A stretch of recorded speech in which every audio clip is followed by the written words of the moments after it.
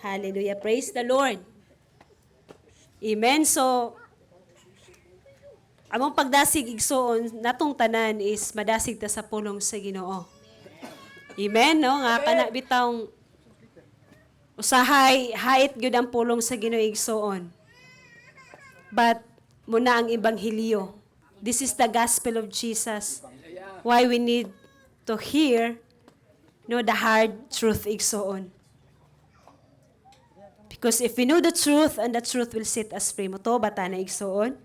Hallelujah. Kung nasayod ta sa kamatuoran, ang kamatuoran maghimo nato og kagawasan. Amen. Praise the Lord. Walay lain nga maghatag natong kagawasan igsoon, but it is the Word of God. Only the Word of God and Jesus Himself. Not just the Word of God, but Jesus Himself igsoon. Hallelujah. Praise the Lord. So, mangumusta ko igsoon no, sa ato ang pagbasa sa adlaw-adlaw nga devotional.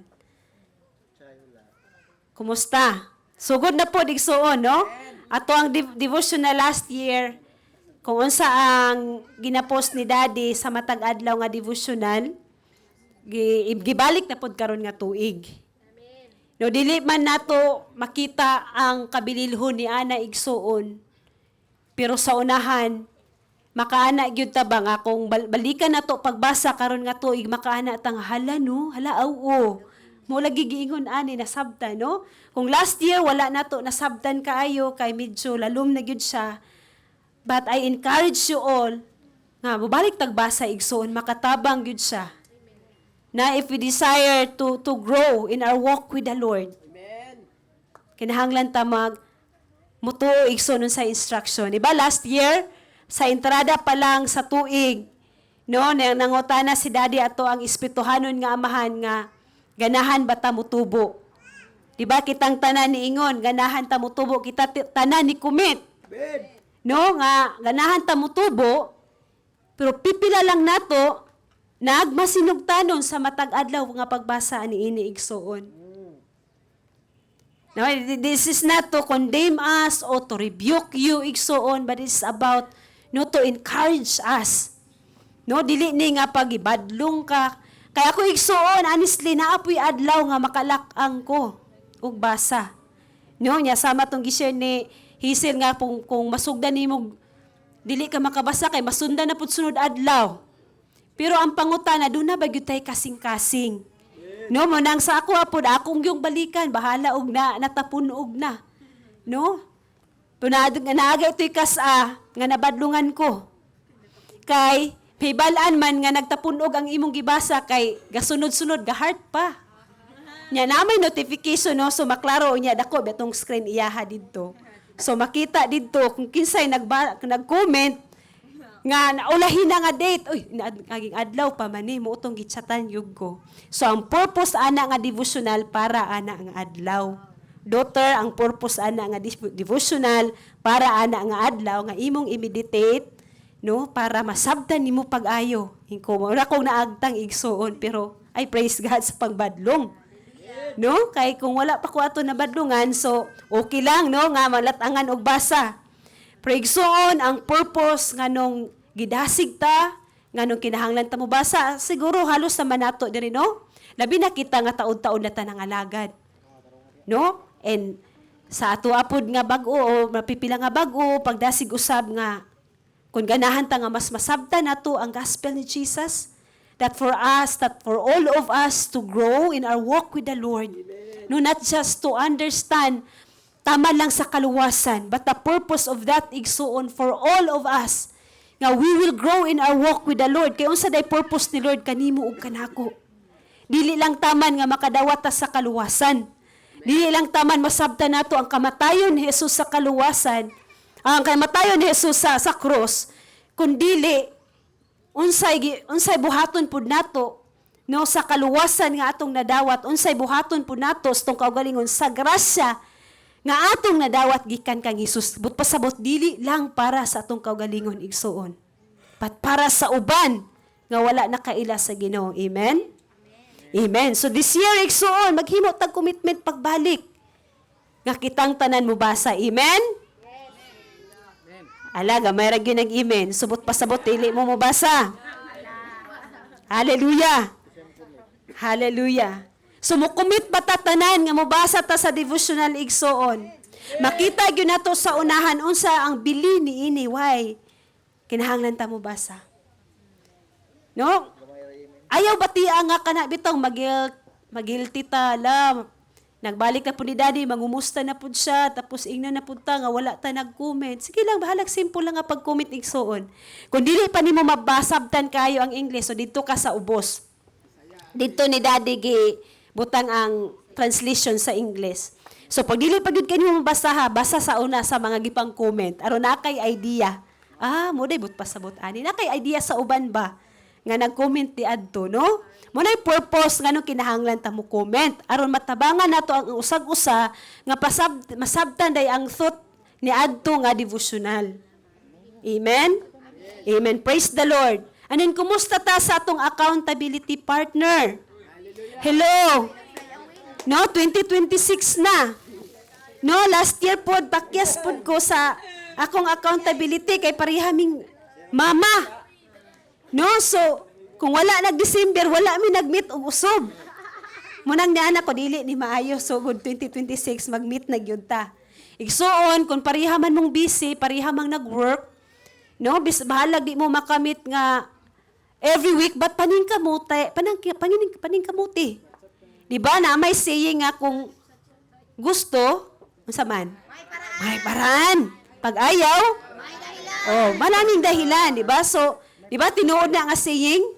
No, kung gusto gyud ta, pangitaan gyud ng pamaagi. Kita sugog pamaagi nga mabuhat ni, makaadto ko unsa ba? Pag dili kita ganahan pagkadaghanan natong rason gyud lagi. No, mga resonitis ba, di ba? Katong gingon ni Pastor Cloyd. Daghan katang mga resonitis igsoon. But sa Ginoo igsoon, no? If you want to follow Christ, if you want to be a disciple of Christ igsoon, we must do something in our walk with the Lord. No, kay para kung unsa tong kapakyasan last year 2025, dili na nato mabitbit karon nga tuig igsoon. Amen. Amen. Hallelujah. Dalon mo na ako igsoon sa ikaduhang Timoteo 3:16. Before na ako ipaabot usab sa inyo ha igsoon unsay heart sa Ginoo sa atoa nini nga tuig. Ikaduhang Timoteo 3:16. No, mo niya kung gimension kaganina, ang pulong sa Ginoo is for all of us. Hallelujah. Praise the Lord. Kaysa naka-plug diha og una. Okay, go. Go, Ros Jane. Ang tibuok kasulatan gisulat uban sa lamdagikan sa Dios. Og mapuslan lanon alang sa pagtudlo sa kamatuoran. Amen. Sa pagbadlong sa pagsaway ug sa pagtudlo unsaon Pagkinabuhi. nga matarong. Say, padayon sa city, sa ingon. Sa ingon ang nag-alagad sa Dios masangkap pag-ayo og maandam sa tanang maayong buhat. Amen. Hallelujah. Unsa daw igsuon? Ang tibuok kasulatan gisulat uban sa lamdag gikan sa Dios mapuslanon alang sa pagtudlo sa kamatuoran. Hallelujah. Sa pagbadlong, sa pagsaway, o sa pagtudlo unsaon pagkinabuhi nga matarong. Sa ingon ang nag-alagad sa Dios, sumutuo ba ta igsuon nga kitang tanan mga alagad sa Dios? Hallelujah. Unang tudluan gyud ta sa kamatuoran, sangkapan ta sa kamatuoran igsuon. Amen? Hallelujah. Unsay purpose niya na igsuon? Masangka pag-ayo ug maandam sa tanang maayong buhat. For us, igsuon, no, to be equipped to do the work of the ministry. Munigingon sa pulong sa Ginoo. Hallelujah. Para sa kamahayaan sa Dios, no? Unsa gani ito? Useful for unsa ang scripture igsoon, all scripture is inspired by God and is useful for teaching the truth, no? Pagtudlo sa kamatuoran, rebuking error, pagbadlong sa sayop igsuon. correcting faults, no? I-correct, no? Tuliron ang sayop and giving instruction for right living. Hallelujah. Praise the Lord. Amen. And then sa Colosas 1:28 igsoon, this is our responsibility igsoon as leaders, not just our responsibility, but all of us, all Christian believers' responsibility igsoon. Hallelujah. Colosas 1:28 igsoon.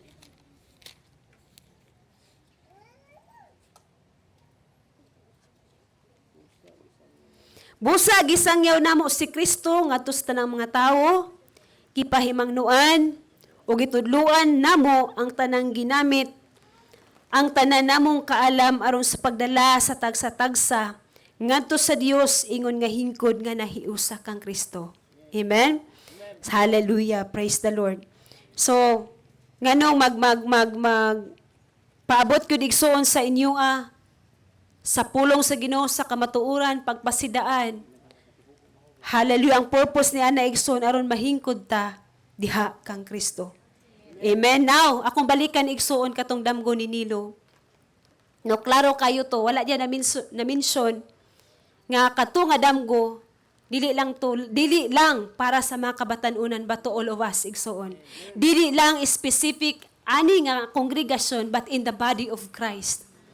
No, giingon dito siyang damgo nga 2026 kung mapakyas ta sa atong priority, kung mapakyas ta sa pagpangita sa Ginoo igsoon, kung dili nato i-priority si Lord sa atong kinabuhi, naagyo'y balikan karon nga tuig. Hallelujah. The reason why we are being encouraged igsoon to seek the Lord and to put the Lord our priority. Kay kung dili nagali si Lord ang atong maprioridad, kagulyang gyud ang dagan sa atong kinabuhi. First, our priority is the Lord.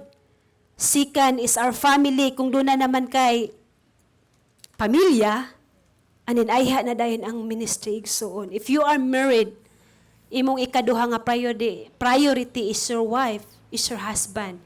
Anin ayha na dayon ang mga bata. No, dili pwede mauna ang mga bata, asawa. Mga bana, dili pwede mauna ang mga bata. Kaysa wala pa ang mga bata, nahimo ng kamo unang-una, di ba? No, so that's your second priority after the Lord. And then ayha na dayon ang ministry. Amen? Hallelujah. So kadto nga damgo igsoon gi specific. Kadto kung unsay gingon sa pulong sa Ginoo sa 1 Juan 2:16-17. No, I want to line up that dream in the Word of God para maatong maklaro gyud igsuon nga kato nga damgo na gyud sa pulong sa Ginoo but pasabot pasidaan siya. It's a warning to all of us. No, nga sayon gyud kaayo mapakyas ta karon nga tuig. Kun kani ang purpose ani nga damgo igsuon, ang purpose ani nga warning dili pagdala og panghadlok sa atoa kun dili mahimo tang mabinantayon. Amen. Mahimo tang mabinantayon sa tong pagpangalagad sa Ginoo aron kitang tanan makalahutay nini nga tuig 2026. Amen. Hallelujah. No, kung ikaw nag-struggle na ka igsuon, ayaw suluha. No? Ay, kung nag-struggle na ka sa imo ang kinabuhi, we have family. We have leaders to help you igsuon. To process you, no? To help you in that struggle igsuon. Tabangan ka sa pagproseso kung naglisod ka, asa dapit nga paglisod. Okay, ito sang basahon ni nga pulong sa Ginoo igsuon sa. I know nga, pipila na to ani, nasayod na nga pulong sa Ginoo.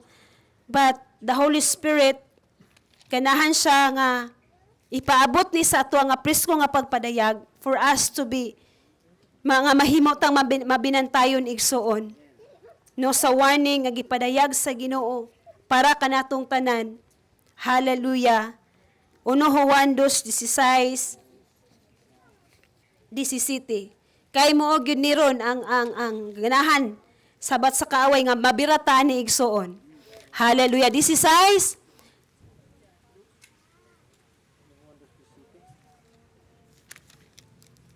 Kaya ang tanang butang nga iya sa kalibutan, ang unod dong kahidlaw. Hallelujah. Ang tanang gikaibgan sa mga mata, lust of the flesh and the lust of the eyes, ug ang tanang gipasirgarbo sa tao, the pride of life. Dili kini iya samahan kun dili iya sa kalibutan. Ang kalibutan ug ang tanan nga anaa niini nga gikaibgan sa mga tao, mga hanaw apan ang magbuhat sa kabubuton sa Dios, magpabiling buhi hangtod sa kahangturan. Praise the Lord. This is the word of God igsoon to warn us nga mahimo tang mabinantayon. I know igsuon nga dili man malikayan. No, I'm not saying nga sayop o sala magbaton og mga butang aning kalibutana or makabaton og trabaho or negosyo o unsa pa na igsuon. What I'm trying to say igsuon kung asa tong priority. Hallelujah, kung diha na atong prioridad, kung diha na ta naka-focus igsuon. Kung kana na ang Dios sa tong kinabuhi, it will become idol sa tong kinabuhi igsuon.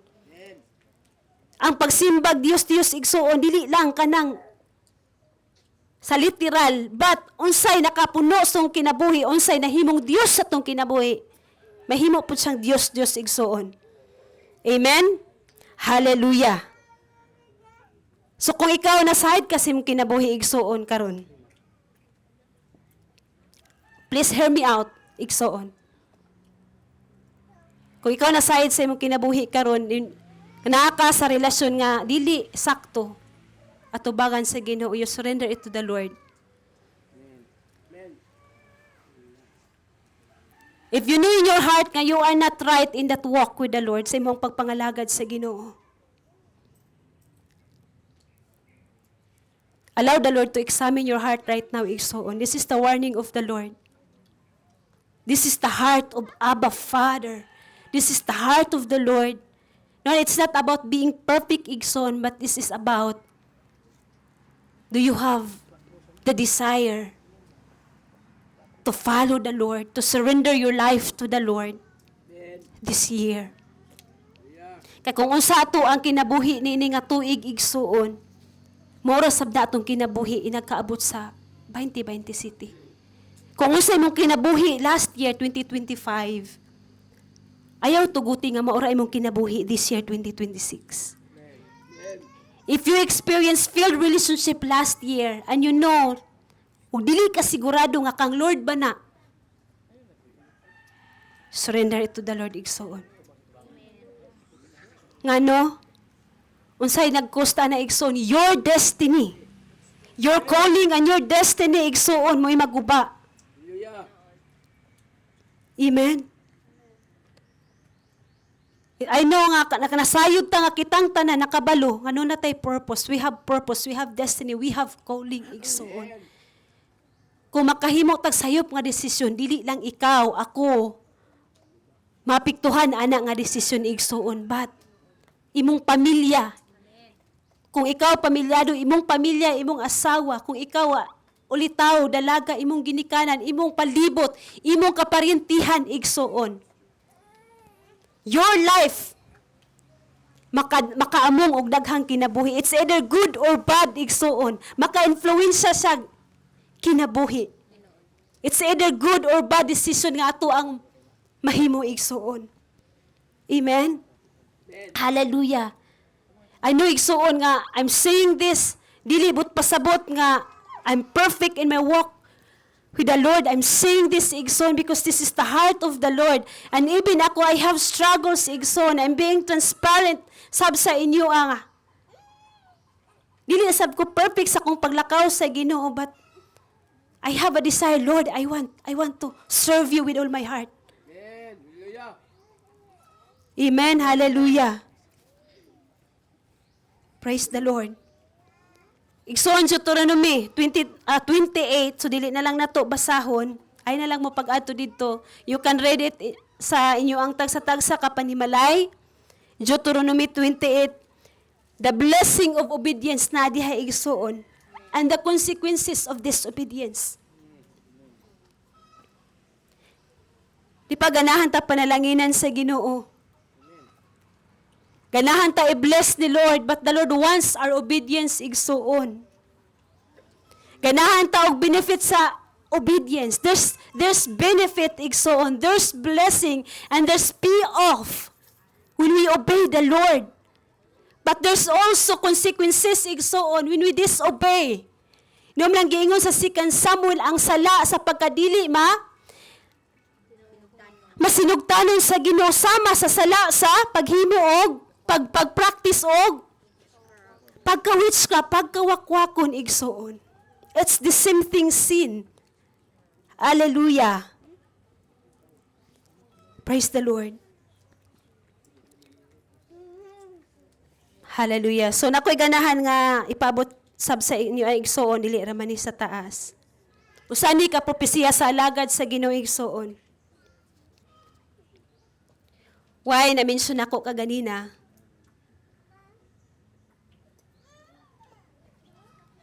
Hallelujah. Siguro kung di na ako i-mention but kabalo mo kung kinsa nagpropesiya ani. So ningon siya dire, ako ning gipabot sa inyo igsoon, not just nga gipabot lang, but this is the warning of the Lord. Makita nako kung giunsa ang tibok tuig nga kandidad sa adlaw-adlaw nga mga devotional. Why I encourage us all, igsoon, nga mobalik gyud ta pagbasa. Mubasa gyud ta, no? Kung napakyas man ta kaniadto, so atong lakangan nato karon nga tuig. Ngun sana makita nako kung giunsa ang tibok tuig nga kantidad sa adlaw-adlaw nga mga devotional. Karon mibalik ni ining devotional sa Enero 1. So ibalik na sa atong Enero 1, igsoon.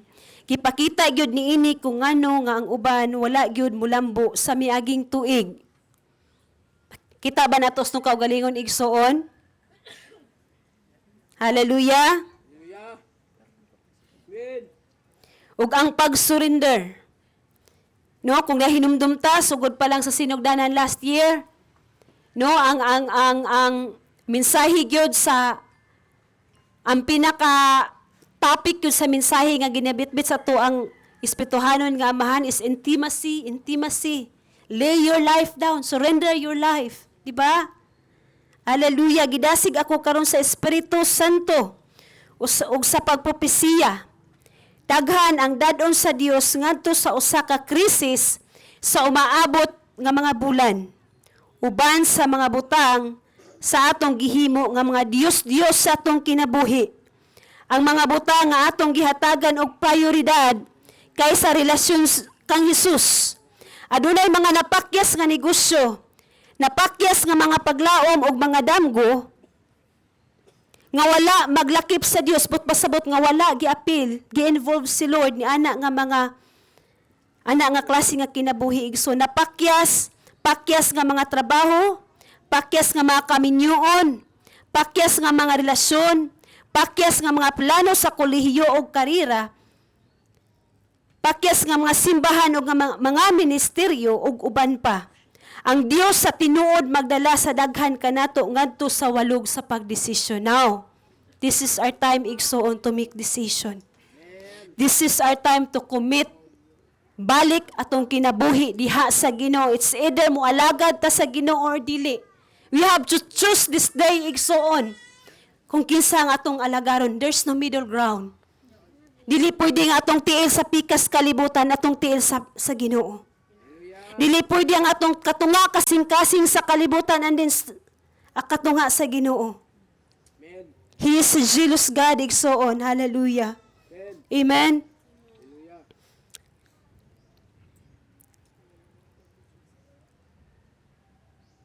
Ang Dios sa tinuod magdala sa daghan kanato ngadto sa walog sa pagdesisyon gikan sa iyang dakong gugma alang kanato nga maghatag kanato og dugang nga mga higayon. Igsoon, there's a chance. And right now is your chance. Hallelujah. Ug mga oportunidad sa pag-surrender ngadto kaniya.